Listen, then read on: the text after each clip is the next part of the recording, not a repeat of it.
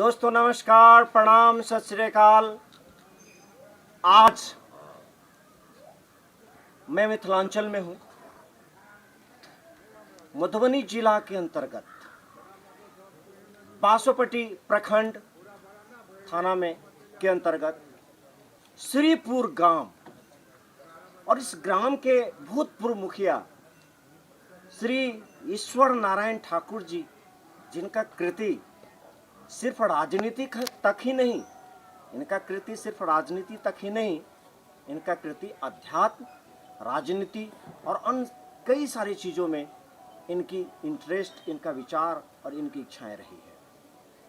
आज 22 अगस्त 2020 है।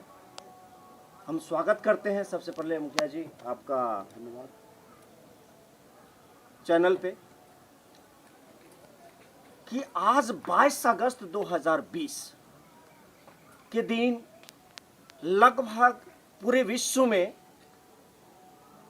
चंद्र पूजन किया जाता है और मिथिलांचल में इसे चरुचन के नाम से या चौठी चांद के नाम से इसे जानते हैं।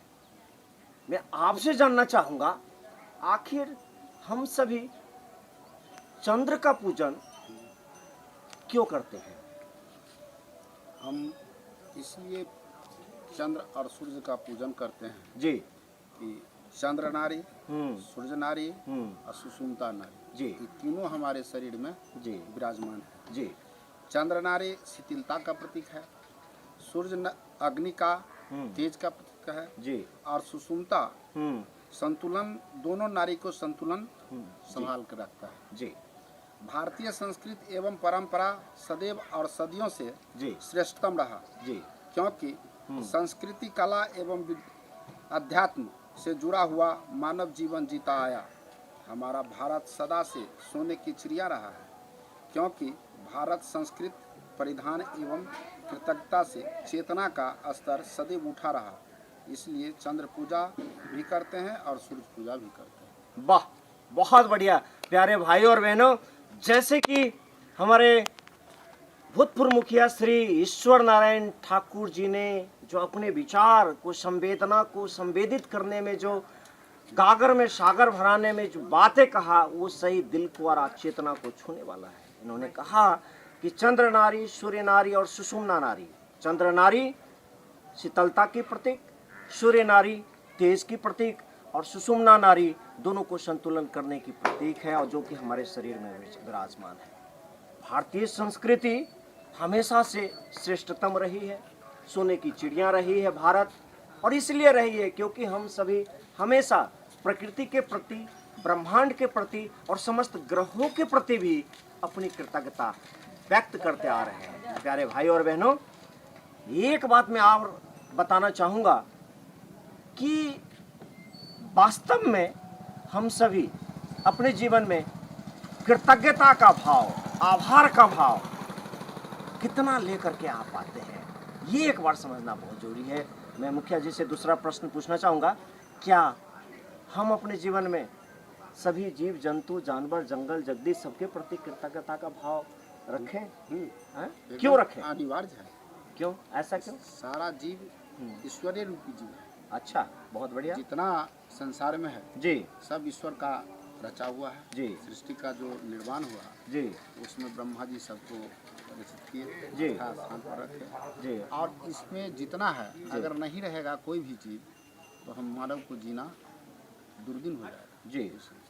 इसीलिए जल, जमीन, जंगल, जंगल जी, की रहना अति आवश्यक है सृष्टि के लिए। जी, और इसलिए सबकी कृतज्ञता, देखिए सबका कृतज्ञता रहना बहुत जरूरी है और कृतज्ञ होना बहुत जरूरी है। जरूरी है। जैसे मैं आपकी बातों को दोहराना चाहूँगा कि जैसे मुखिया जी ने कहा कि ईश्वर अंश जीव अविनाशी, अर्थात प्रकृति को संपूर्ण रूप से संतुलित करने के लिए एक इकोसिस्टम ब्रह्मांड में बना हुआ है, और इसका जो संचालन करता है स्वयं परमात्मा है।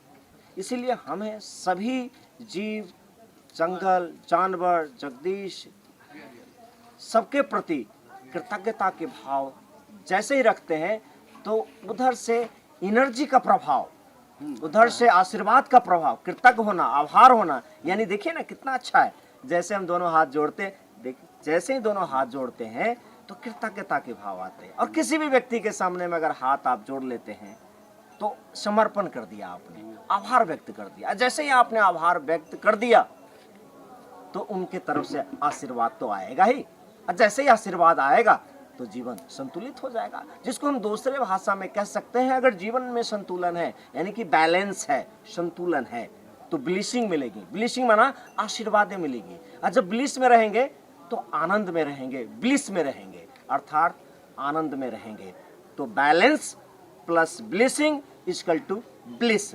ये जो फॉर्मूला है वो स्टार्ट होता है कृतज्ञता से। जैसे कि मुखिया जी ने कहा कि हमें हर एक के प्रति कृतज्ञ होना चाहिए, और सबको ईश्वर का बनाया हुआ हर एक प्राणी है, हर एक जीव जंतु है, सबके प्रति आभार और कृतज्ञता रहना चाहिए। संतुलन तभी बनेगा, और साथ के साथ मैं जहां तक समझता हूं इसके साथ सावधानी भी रखना चाहिए, क्योंकि हमारे बॉडी में दोनों सिस्टम है, रिएक्टिव एंड एक्टिव। रिएक्ट होना भी और एक्ट होना भी, संतुलन होना भी और रिएक्शन में आना भी। तो सारी चीज हमारे शरीर के अंदर विराजमान है। इस चौठी चांद पावन पर्व के ऊपर ब्रह्मांड के लिए, वास्तव में ये पूजा ब्रह्मांड के लिए किया जाता है, और उसमें भी स्पेशल व्यक्तिगत रूप से चंद्र को पूजन करते हैं। अब चंद्र को इसलिए पूजन करते हैं क्योंकि इन्होंने कहा ही है कि चंद्र पूजन क्यों, शीतलता का। तो आप क्या कहना चाहेंगे कि कोई भी व्यक्ति अगर चंद्रमा को देखता है तो क्या उसके मस्तिष्क में शीतलता आना शुरू हो जाएगा? शीतलता आना एकदम शुरू हो जाएगा, एकाग्र भाव से जो देखेगा जी। चूंकि हमारे शंकर जी हर समय मस्तक पर, हाँ बिल्कुल सही कहा, हर समय मस्तक पर चंद्रमा धारण किए हुए हैं, इसलिए किए हुए हैं कि शीतलता। वाह, बहुत बढ़िया। आज भारतीय संस्कृति को पूरा विश्व अपना रहा है। जी जी जी। कृतज्ञता, जब ये साष्टांग हम किसी को प्रणाम किए जी, आज कहाँ हाथ मिला रहा है? पूरा विश्व देखिए, बहुत बढ़िया कहा। हाँ, पूरा विश्व जो है वो अथी करता था, नमस्ते नमस्ते, और जो हाथ नहीं मिलाता था, हाथ मिलाता था। अब देखिए साष्टांग जो है एकदम कृतज्ञता आर्त भाव से नमस्कार सब इस पे आ गया है, इस पर आ गया है जी। बहुत बढ़िया।